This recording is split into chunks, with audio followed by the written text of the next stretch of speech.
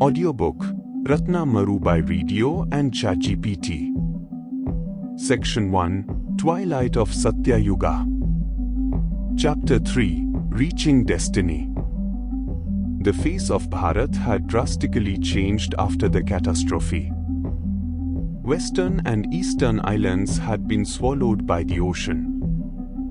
Most of the Pralay survivors had lost their faith in the gods and the principles of Satya Yuga. During their disguised journey to the South Bharatha castle, King Sudarshana overheard many blaming him for the Ashik Pralay. Rumors spread like wildfire that the destruction of the North Bharatha castle, where King Sudarshana had lived, marked his end. They called it a deserved death and claimed to be more qualified to rule, as they had survived the Pralay. King Sudarshana never reacted. His mind was entirely focused on a supreme mission to be kept secret for ages. He knew that the rumor of his death would have been true if he didn't have an unfinished task in this life. He was the guardian of the future judgment, and the key to doomsday lay securely inside his robe, blazing unceasingly. After 10 days of continuous horse riding, even skipping 2 of the 3 meals a day, they finally reached their destination where their destiny awaited. Royalty was not accustomed to sneaking into their own castles at night, but King Sudarshana, Queen Chandrakanta, and Minister Adithyasena had no choice but to evade their own army and slip into the royal quarters. South Bharatha appeared least affected by the Pralay. The royal castle had suffered minimal harm, though the guard force seemed to have shrunk in numbers. This was a welcome sight for the 3, who cursed themselves under their breath for the high security they had arranged, despite seldom staying there. An inner voice told Sudarshana that this was time's way of ensuring the security of Ratna Maru, which would reside in this castle for the next 3 yugas. Nobody knew the secrets of the royal castles better than the royal family. Thus, it was supposed to be easy for the 3 to reach the royal quarters. Minister Adithyasena, who knew the blind spots of guard surveillance by heart, led the trio. He came to a halt and asked King Sudarshana, "Majesty, where do you suppose would be the best place to conceal the noble sword?" After a few minutes of meditative thinking, Sudarshana answered in a hushed voice, "Let's head towards the royal bedroom and then to the Patal Kaksh, the underground chamber." This idea surprised the queen and the minister, as they were unaware of any such chamber. Queen Chandrakanta was especially astonished, considering even she didn't know of a secret chamber in the royal bedroom where they spent their vacations from kingdom administration. This chamber was unknown even to the royalty. King Sudarshana only knew about it because his beloved grandfather, King Chakrapani, who built the castle, had revealed it to him.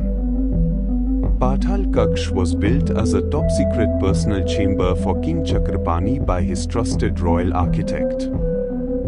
It was used to store the king's most precious collections with indisputable safety arrangements that tested its seekers' royal qualities. Even Sudarshana's parents never knew of this vault. There were no records notifying the existence of Patal Kaksh. Out of immense love for his grandson, King Chakrapani, on his deathbed, disclosed the secret to Sudarshana and gifted him his royal ring with an engraved royal symbol. This ring had been with King Sudarshana ever since, as a relic of his beloved grandfather. It was the key to the underground chamber below the royal bedroom. He had visited the Patal Kaksh twice to read the books written by King Chakrapani, concerning his dreams of a future and mightier Bharata. These books guided Sudarshana to excel in the governance of Satya Yuga. After an hour of skulking, they were a few feet away from the entrance door of the royal bedroom. This was the only time they had to face the guards, as entering a room with 2 spearmen guarding the door wasn't child's play, especially since the king never wished to behead 2 innocent guards serving him. No doubt the guards would bow their heads and step aside for the royal family to enter. But maintaining anonymity was crucial for the confidentiality of Ratna Maru. In fact, King Sudarshana was believed to have been killed by the pralay. It was best to keep that myth intact forever. He knew he had no more destinies in this life once Ratna Maru was secured. Thus, they were just 3 trespassers in the eyes of the royal keepers. Minister Adithyasena's mind raced for a solution. What they needed was a plan that could be executed without leaving a trace of their presence. The best option was to slay the 2 guards and dispose of their bodies, but this was against the Kshatriya dharma they upheld and was immediately discarded. In no time, they were left with a single plan that might succeed or fail, relying on their fortune. They wouldn't have chosen it if they had any better option. Surrendering themselves to fate, they decided to proceed. Queen Chandrakanta snatched an arrow from her quiver, took aim, and shot. Blessed with inexpressible luck, the arrow hit its target spot on. It detached a jumbo bell lashed to the ceiling of the central courtyard. As expected, an ear-splitting bang accompanied the fall of the monstrous bell. This was more than enough to distract the guards for a few minutes. Every inhabitant gathered around the golden bell that had shattered into pieces. It was a do-or-die moment for the 3.